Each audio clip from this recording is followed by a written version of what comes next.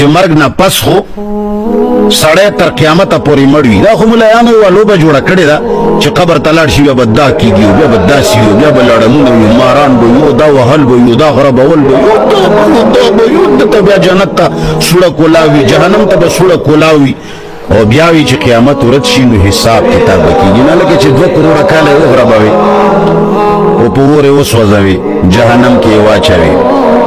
لړمانو باندې یې وچیچي د حساب کتاب بیا وروسته د څه شي ورسره کوي هغه خو هر څه نه تېر دی. الله به پیغمبر ته ویلي پیغمبر امت ته تعلیم ورکړه چې انهما لیعذبان دي د عذاب ورکوي بس د قبر په عذاب کې به شرکونه نه کوي ورخه بعض خلک دا دین دا شریعت دا وحي دا قرآن او دا سنت په خپل دنیایي تعلیم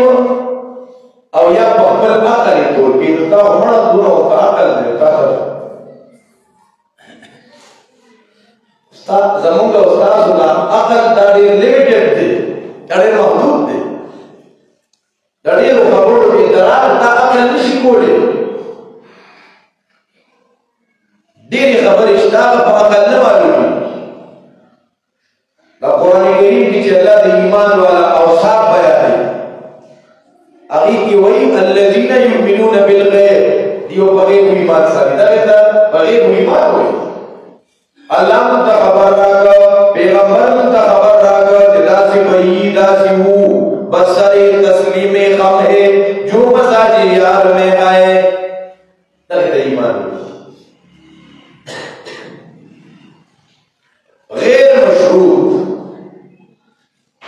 غیر مشروط طریقې سره الله خبره بدل الله د رسول خبره بدل شرط پکې نه کې خبره نبی علیہ السلام ویلي له په قبر کې عذاب ورکول کېږي او دا د اهل سنت والجماعت عقیده ده دا حدیثو نه دا مضمون ثابت دی د قرآن د آیتونو نه دا مضمون ثابت دی عذاب القبر حقونه ورته فرعونیان چې غرق شو کنه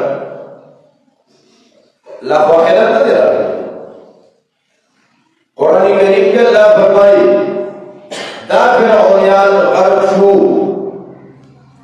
او النار یعرضون علیها غدوا وعشیا په دې ساره ماقام یعنې هر وخت به دې عذاب پیش کولی شي دې عذاب ته پیش کولی شي د دنیا زندګي خو راغله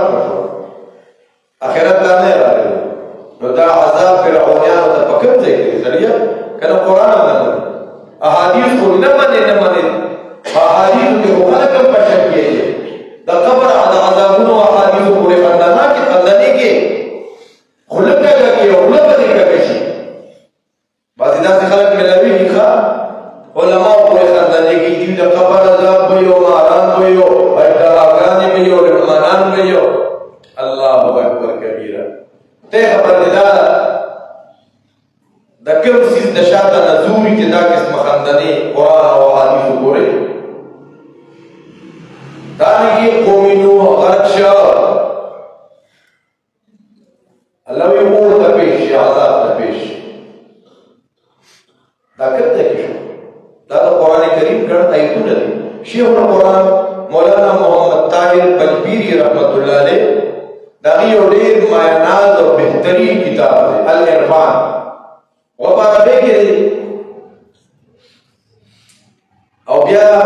الله احسان وکړ دغه العرفان دا د شیخ صاحب چې کومه اهلیه ده که نه ام یمان حفظها الله اماجي ام یمان شیخ صاحب کور والا هغې دا ښه غټ کو په اردو کې الوابل الصویب فی دروس شیخ طیب هلک له کوره مطالعه کوي مونږ کتابونه ښه نوزګاري زمونږ نارینه زنانه د موبایل نه نوزګاري مطالعه کوي او د یو خاص تنظیم او د یو خاص فکر نه بس څومره زمونږ علما دي مشایخ دي صحیح العقیده دغې کتابونه ګورئ شیخ القرآن رحمت الله علیه العرفان کې د قرآن په مضامینو بحث کوي چې قرآن کې کوم قسمه خلقو سره خلاف دی نو قرآن دا مرتاد سره د منونکو سره خطاب کوي د نه منونکو سره خطاب کوي نو د نه منونکو کې ډلې دي یهود دي نصارا دي مشرکین دي مجوس دي دهریه دي د مؤمنانو سره د منونکو سره خطاب کوي نو څنګه کوي کله تسلی ورکوي نو کله صفات بیانوي کله تشجیع ورکوي بهادري ورکوي نو چې د نه منونکو سره خبرې کوي